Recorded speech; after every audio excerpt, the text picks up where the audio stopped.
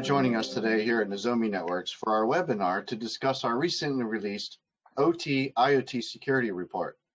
Joining me today is Alessandro De Pinto, head of our security research team, and Ivan Speciali, one of our talented security researchers. And I'm today's host, Chris Grove, technology evangelist here at Nozomi Networks. The report being discussed today focuses on the first half of 2020 and is available for download from our website's labs page. So go ahead and download that and open that up if you'd like to follow along. And additionally, we'll have a question and answer session at the end. Please feel free to ask questions in the chat window. So let's jump right in and discuss the rise of IoT botnets, shifting ransomware, and how it escalates enterprise risk.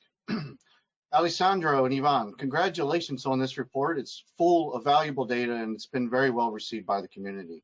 So how much fun was it to put it together? Yeah, first of all, hello everyone. Yeah, Chris, actually putting together this report has been really interesting as it allowed us to make a solid point about how the threat landscape is evolving over time. In fact, the main goal creating the report was to share with the community the new trends and techniques used by threat actors in order to perform attacks. What we did was basically to study the main threat activities in the wild, selecting the most impactful ones during the first half of this year. Before jumping into details with Ivan, let me just summarize what we are going to talk about and what will be the takeaways from this session. The first one, of course, will be IoT malware. Why? Because an increasing number of IoT devices all over the world, let's say, means an increasing number of IoT devices getting targeted. But also we are going to talk about ransomware and how they are evolving over time. Last but not least, COVID-19 pandemic, which affected the world, unfortunately, this year, and which represented a very active attack vector during the past months. The main objective here is to give a real overview about the landscape, as I said, and a series of recommendations that can be immediately applied to help everyone, increasing the security level in the networks. Ivan, I guess we should start with the IoT threat landscape. What do you think? Yeah, as we talked other times in this webinar and on our blog post, IoT malware is a trend that carried quite a few interesting things during H1 2020, and probably will continue to go on for the foreseeable future. Few days ago, we saw Mirai incorporating a new remote exploit that was available publicly for F5. So essentially, this is a trend that will continue. And for the sake of a defender, IoT malware brings quite a unique situation, because maybe in a typical corporate network, you have EDR, you have plenty of solutions that allow you to introspect all, let's say, your containers or your workloads. But as soon as you bring in IoT devices, typically, although they are running a full-fledged operating system, quite a few times you don't have access of what is going on within this device. And this is a problem because sometimes these devices, they bring security vulnerabilities that get exploited remotely. And once an attacker gets to... Sorry to interrupt. Can you switch screens so that we can get the big presentation view instead of the... you have the presenter view shown right here instead of the presentation. So to continue, we said that IoT bring a new situation for defenders that are used to have a full introspection to the devices typically managed. So what happens when a device gets remotely compromised is that attackers actually have access to the device, but defenders have not. To, let's say, strategically work against this situation, what you actually need is have a proper network visibility solution that essentially allows you to see what's going on within that device network-wise.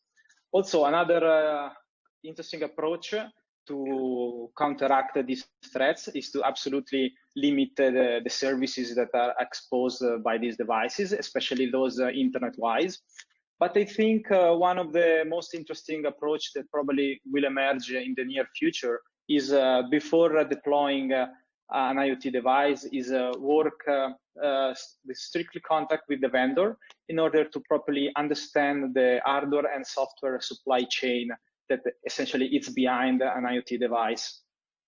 I know that to do that, it's quite an effort, but I think it's an investment that eventually will pay back in the future because as we saw in the last few months, there are quite a lot of unknowns in the IoT devices world.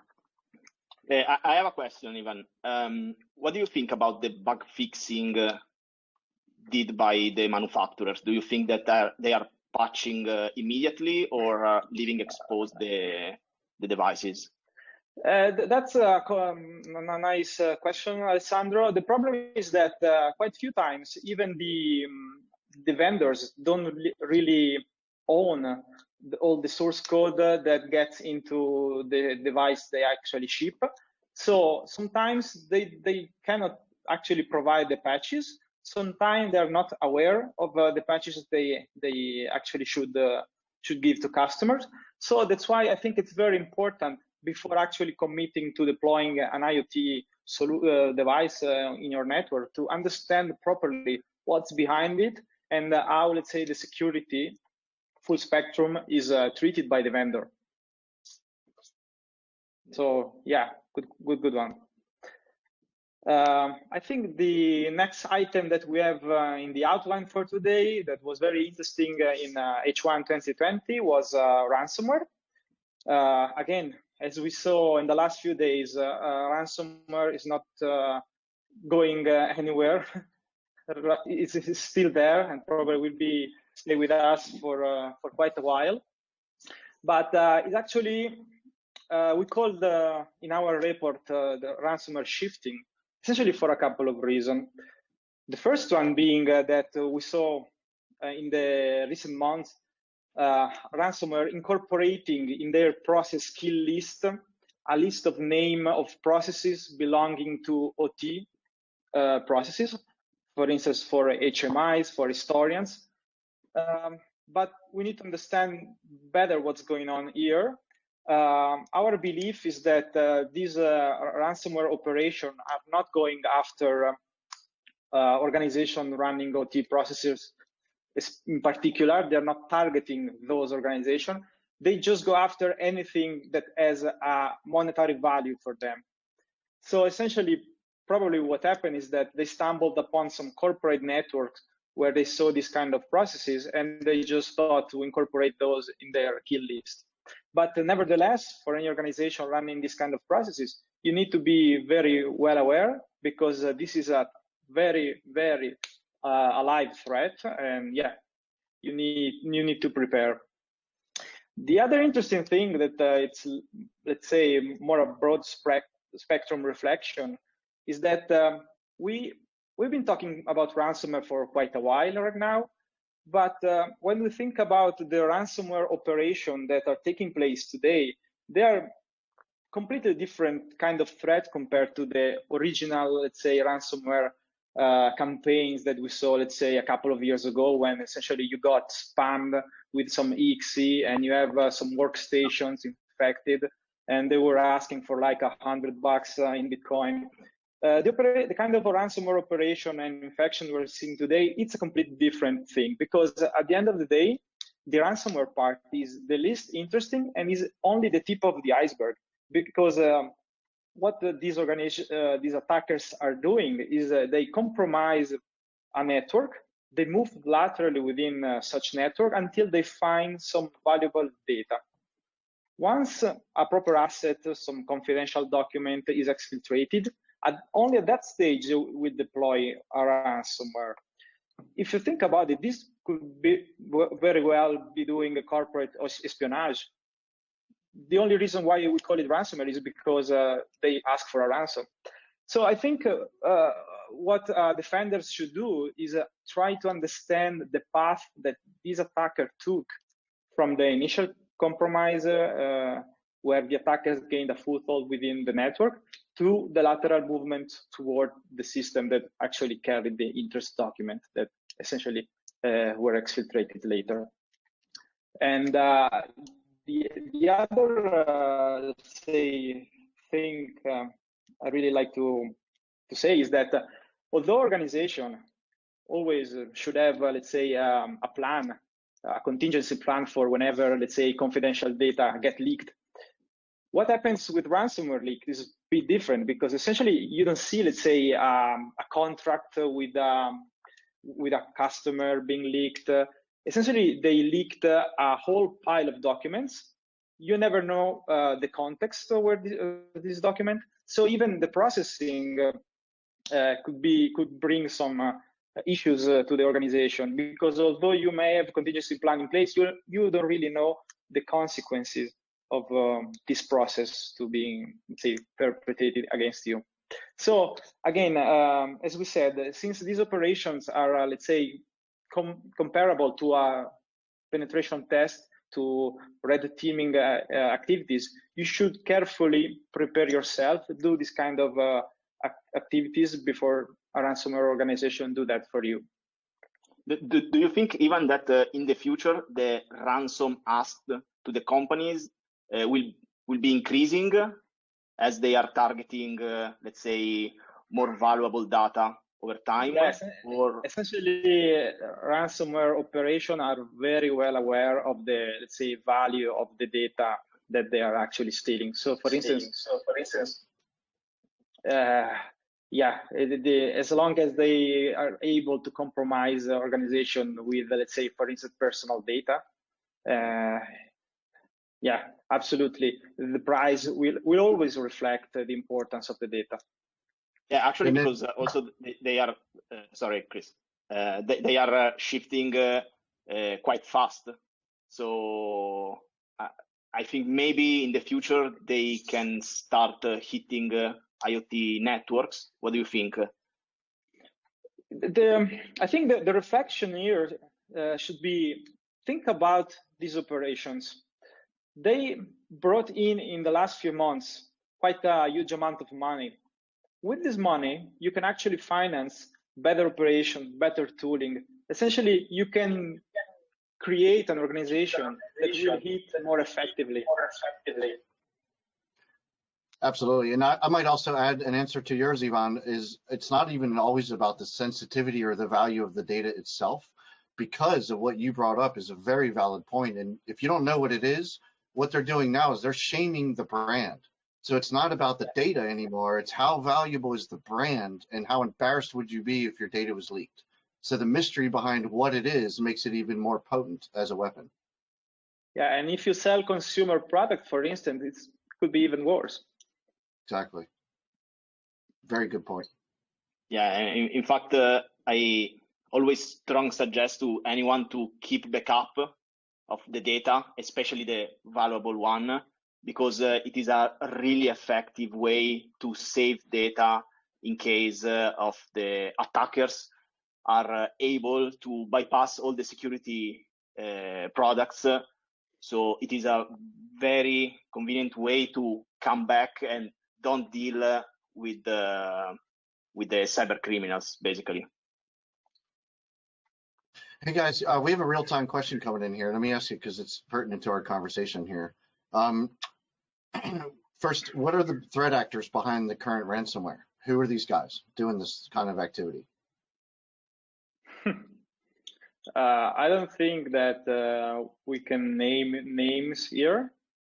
There are, let's say, a lot of, let's say, ideas, some concrete, some less concrete.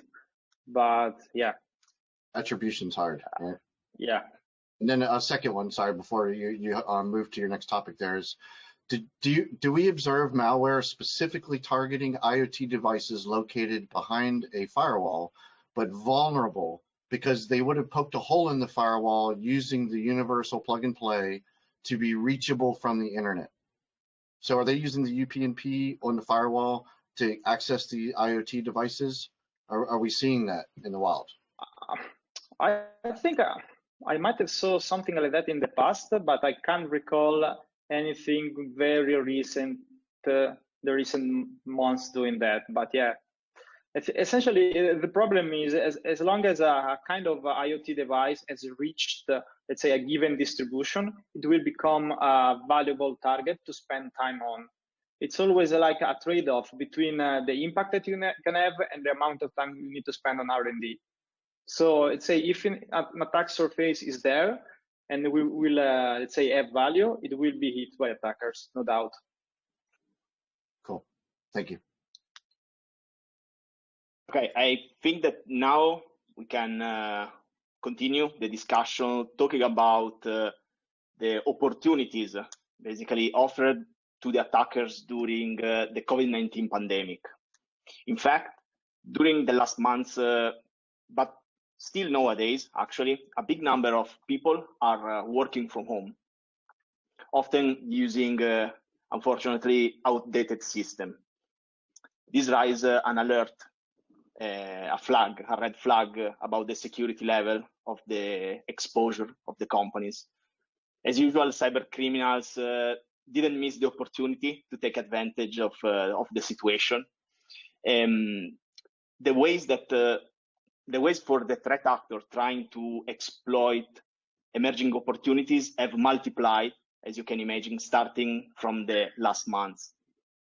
Collecting information about the monitored incidents, we realized that no new techniques are used during these attacks. In fact, for that reason, we can say that the attackers are almost using well-known techniques to spread malware.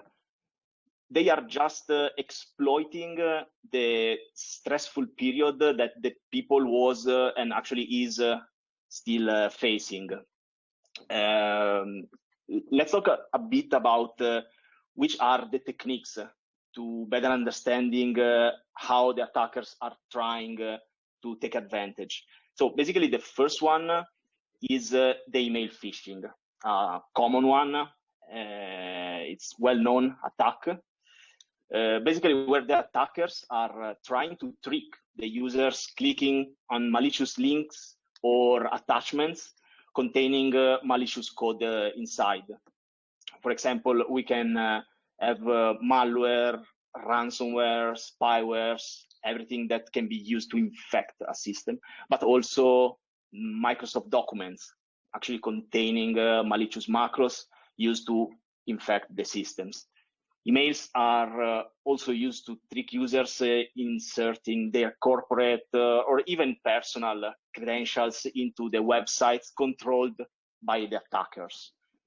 Those websites are looking very similar to the real login web pages, but are controlled by the attackers that are just collecting in clear text the credentials inserted by the users. So it is extremely dangerous, and everyone has to pay attention to these fake websites because they create a lot of issues if the attackers can get the credentials, of course.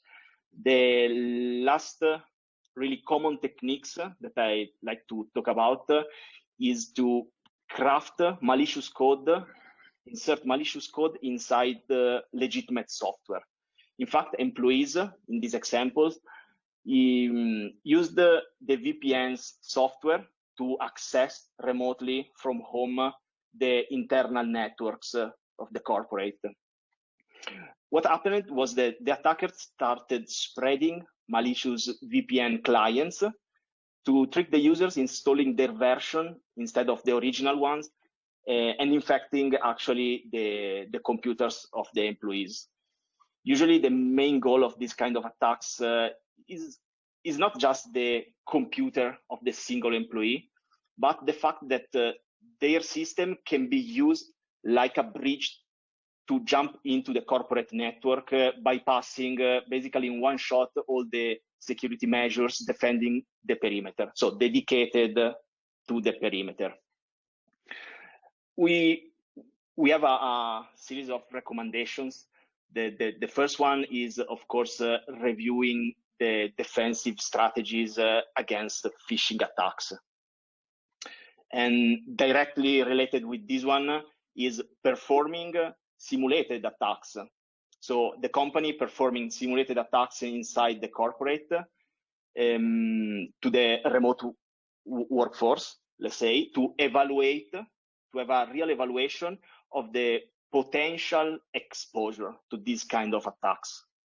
This point is especially important in the new work from home environment that we are seeing nowadays. At the end of the day, these recommendations should fit into a corporate strategy in order to be really effective, preventing, the real attempts. Because just understanding the exposure risk, we can take the right decisions to avoid this kind of exposure.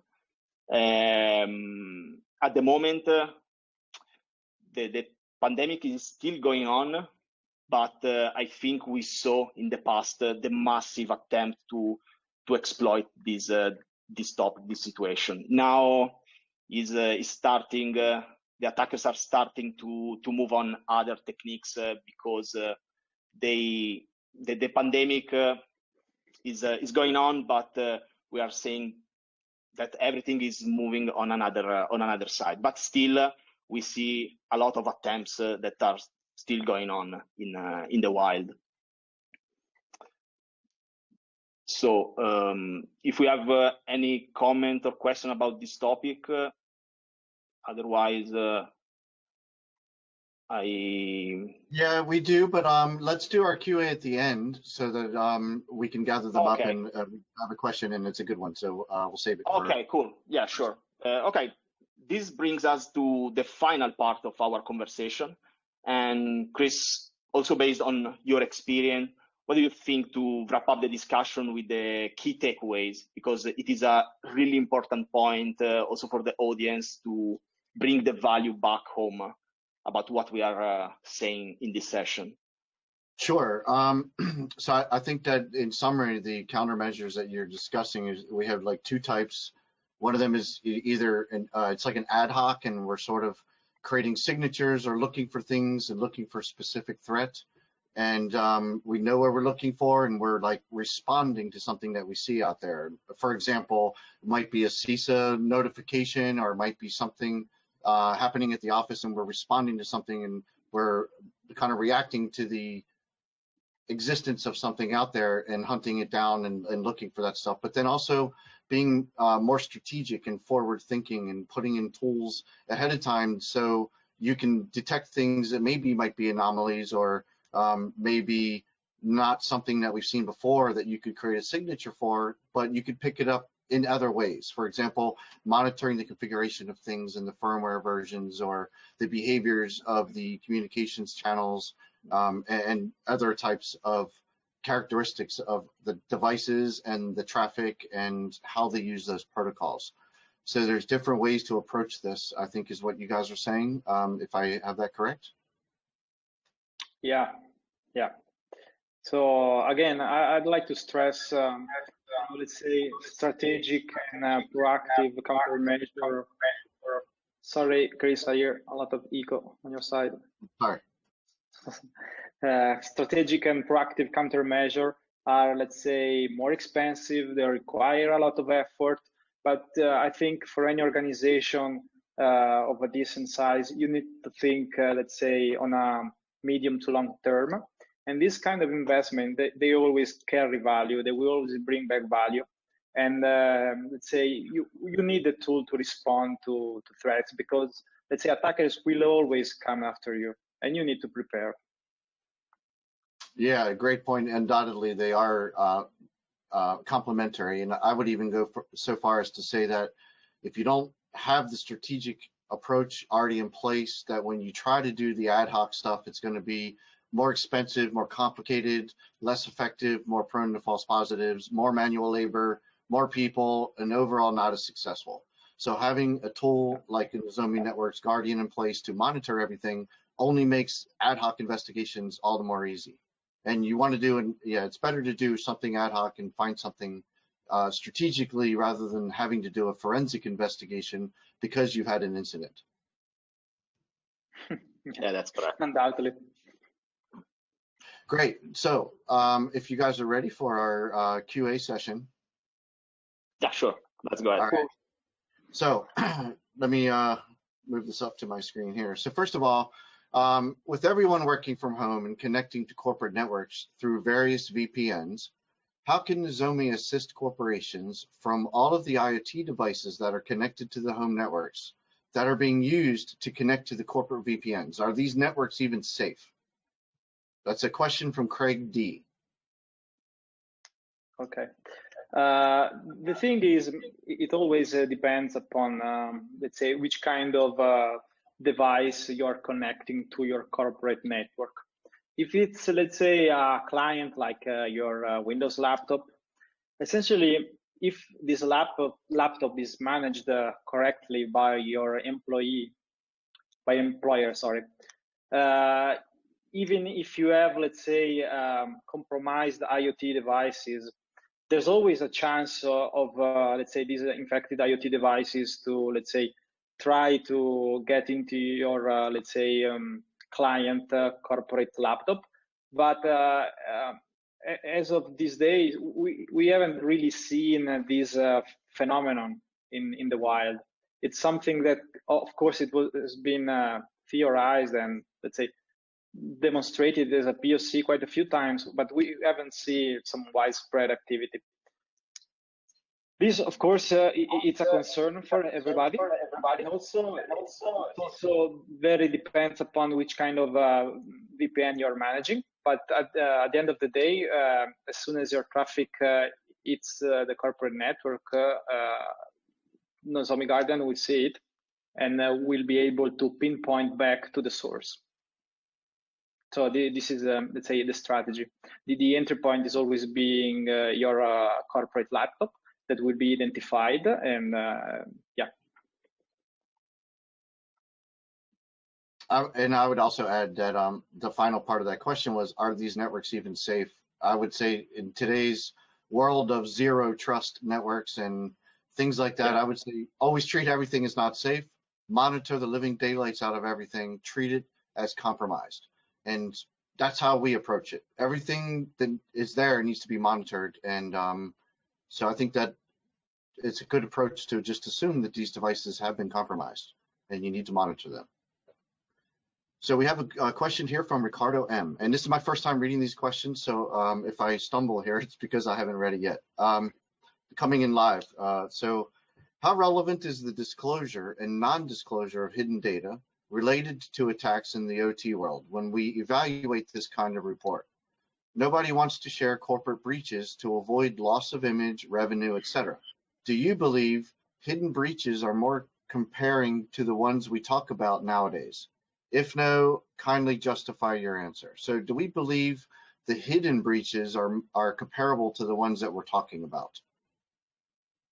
The ones that we don't know, basically, are they as bad or as common? I think, let's say, if you take, of course, we cannot really say much about the breaches that we are not aware of, but at the same time, we are quite aware of where research is. And the research is very important because essentially it gives you an idea of what an attacker can do, even if there is no, let's say, actual evidence of a real attack being done in the real world. And essentially, these also will drive the development of many products. Because essentially, when you're, let's say, designing a product, you don't need to design it for, let's say, the threats that are today, but you need to think about for the future. So I kind of answering to this question, but at this stage, I don't know what else can I say about the hidden breaches. Cool, great answer. Okay, and next question from Gitano. Hopefully I pronounced your name correctly there. Sorry if I didn't. So your suggestion is to use tools and services to test how employees react to email-based attacks. Some kind of education path that let employees able to correctly manage spear phishing attacks, correct? So basically Yeah, I'll get it. Yeah, so basically that's the idea. A lot of companies are starting this kind of path because basically the idea is to actually simulate using tools and services that are correctly developed by some companies doing that to evaluate the risk. So sending all over the company emails, like phishing emails, but of course, clicking the link, you will be redirected on a corporate web page saying, hey, you got phished, and the company in this way can select the employees that need help to maybe be more aware about these sensitive topics. So it's the final goal is not to put shame on someone, but just to help the people inside the company to increase the security awareness. So yeah, we can say that it's a training. Great. And I would also say that most companies I've worked at in the last 15 years have had these exercises in this education, maybe even the last 20 years, especially on the education front. But actually testing it and trying to phish employees is something that I've seen done in quite a few companies lately. So keep your eye out. Could be getting tricked by your own people there. So always be on the alert, right? Here's a question from Sunny Sid. How shall we break the myth that an air-gapped environment is hard to exist within a digital environment? So, wasn't that already disproven years ago? Exactly. I think history here teaches us quite a few things. My proposal, anytime we say air gap, is to rename it to temporary air gap, because this is the reality. So essentially, it's always, let's say, a good solution if you can implement it, but you shouldn't keep it as your silver bullet that will defend you from anything, because it's just temporary. The air gap will be breaked, even for a small limited window of time, by some threat actors. So it depends who you're defending against. But yeah, this is the harsh reality. Yeah, totally agree. And I think air gaps even decrease security in most instances that I've actually seen a real air gap. When they have a real air gap and not a perceived air gap, I asked them, how do you update your PLCs then? How do you update that HMI? And they either show me a USB key that they use to bypass the air gap, hence there is no air gap, or they just say they don't update them, which is worse. There's going to be a way in. There's an engineer with a laptop. There's going to be partners, integrators, people that run that equipment that come in from the outside to do preventive maintenance. There's going to be, yeah, go ahead. No, please, Ivan. And also the update that will eventually get into the PLC. Yes, there's just, I don't really think that air gaps are a good thing nowadays. There's just too much updating and managing and preventive maintenance and sustainment required that you just can't scale up a non-air gapped environment nowadays. So next question from Paolo. Have you seen an industrial sector mostly under attack? Oh, have we seen any particular industrial sector under attack more than any other sector, or more than the others?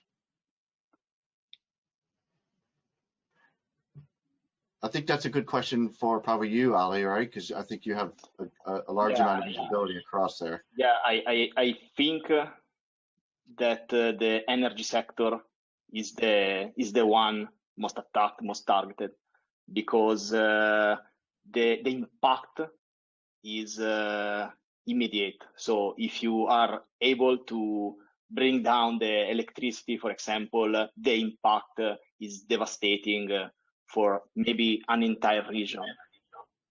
For other sectors, pharmaceuticals and something like that, I think espionage is the main goal, because threat actors are trying to collect secret data, sensitive and valuable documents. So yeah, but I think in my experience that the energy one is the sector most targeted. Yeah, as Alessandro said, probably just wild speculation here, so won't commit on this on my thoughts. Probably depends who is the attackers, because let's say, as Alessandro said, if you're a attacker searching for a kinetic attack, you go for energy sector. If you're, let's say, doing corporate espionage, looking for some valuable IP, maybe you don't pick you pick another sector. Also depends also who you are essentially. But at the same time, when there is a kinetic attack on an energy sector, you will immediately notice. Everybody knows what happens, and investigation take place. If let's say corporate espionage takes place in the pharmaceutical sector, maybe the breach doesn't get public. So yeah, it's also very complicated to get real world data about this.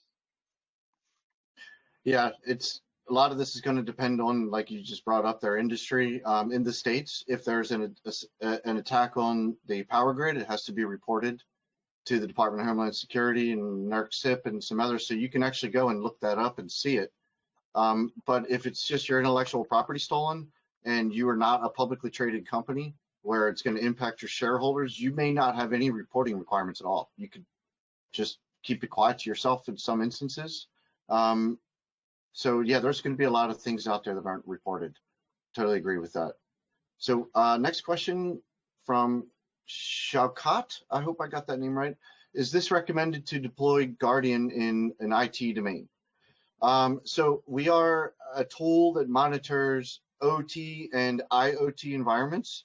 And if you think about what that is everything from the media room, televisions and conference room cameras, all the way down to robots on a factory floor, building hundreds of cars or making medicines or pumping or producing gasoline.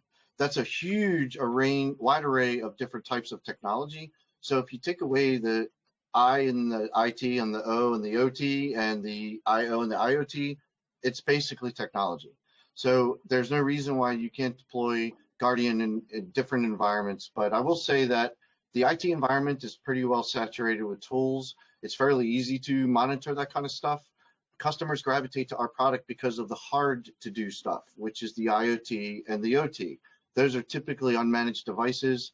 They don't have the level of management capabilities on those that you can have on the IT side.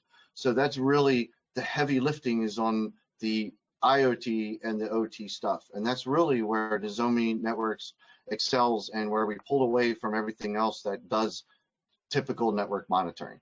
So I would say yes, as long as there's a T there, then you can use Nozomi to monitor it, and you'll find value in our product, looking at all the communications between the devices and all of the anomaly detection and other cool stuff. Next question is from Mark. In this new COVID world, are you seeing a trend of more asset owners providing remote access for either a proof of value or a post-sale installation or troubleshooting? And if so, do you consider this a plus for your efforts or another headache? Do you want me to take that one? Yeah, sure. Sure. So yeah, it's a double-edged sword.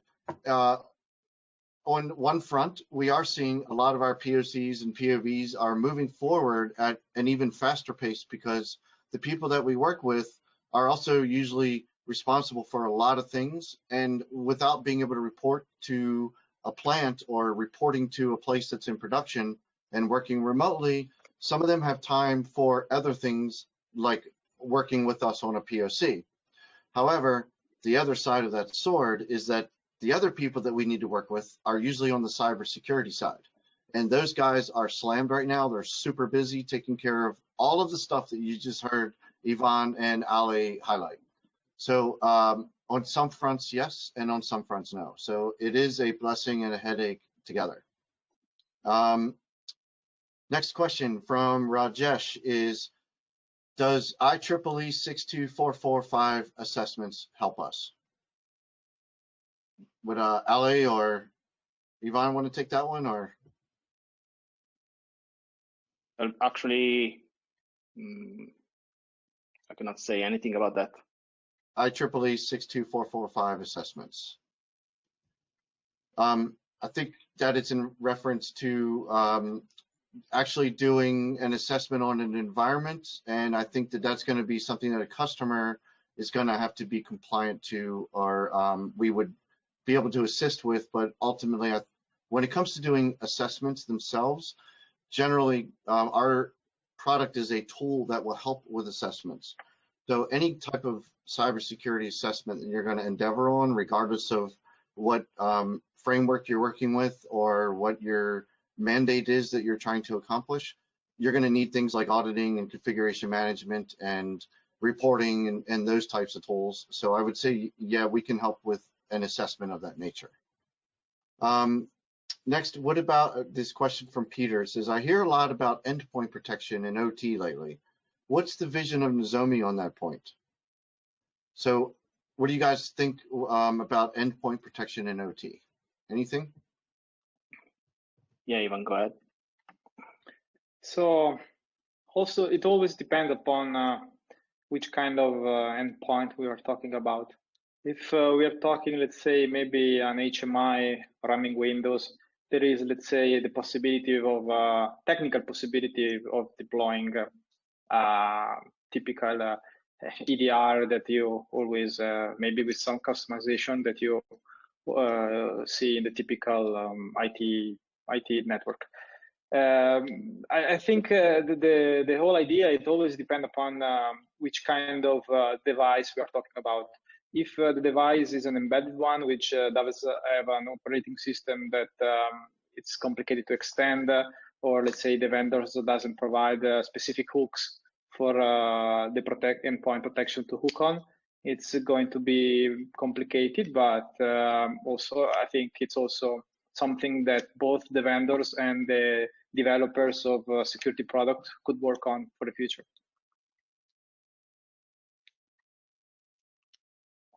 Excellent. Okay, next question is from Parag. How is the reporting module of Guardian? I suggest 1, customer satisfaction maybe, or 100% retention, and on product we win. Okay, maybe we'll answer this question offline. We'll reach out to Parag on that one to get some clarification on that one. Sorry about that, Parag, unless you want to clarify real quick for us. Next one is from Shokat. Can we put manual custom list in to filter for compliance? Can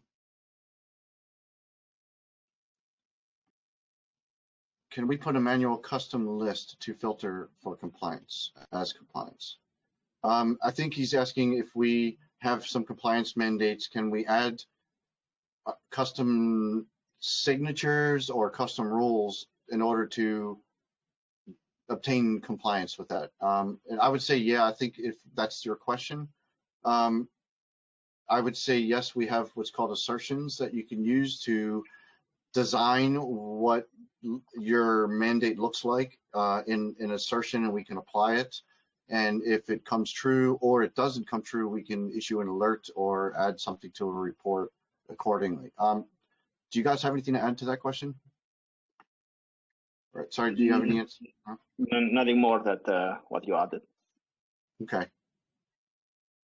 And I think we might have one more question coming in here. Let's give it a second or two. If not, we will wrap it up. But I would say that, let's say, this very specific question to the products, they can always be brought to us with a proper channel so that we can, let's say, give a proper reply that will satisfy the person asking. Okay.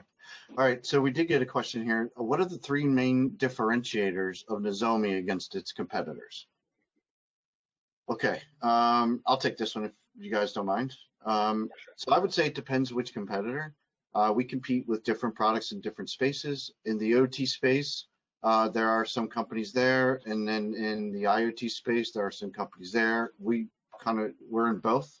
So it would depend, and then also in IT, there's stuff there as well.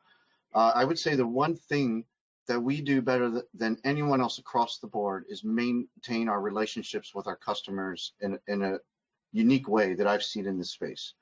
We have a very tight coupling with our product team and our research and development and our field engineering, so that customers, when they say something, it makes it to the right people immediately. And that bubbles through in things like feature requests, questions about the product and how it works, or getting things done a certain way that you'd like. So we hear a lot from our customers, and it's also reflected in the Gartner peer reviews that we treat our customers like our family, and we don't look at this as a customer partner. It's more, a customer vendor relationship. It's a partnership, and that's the first thing. Second is our ability to scale. No one can touch scale like Nozomi Networks. We are multitudes larger than our second largest competitor.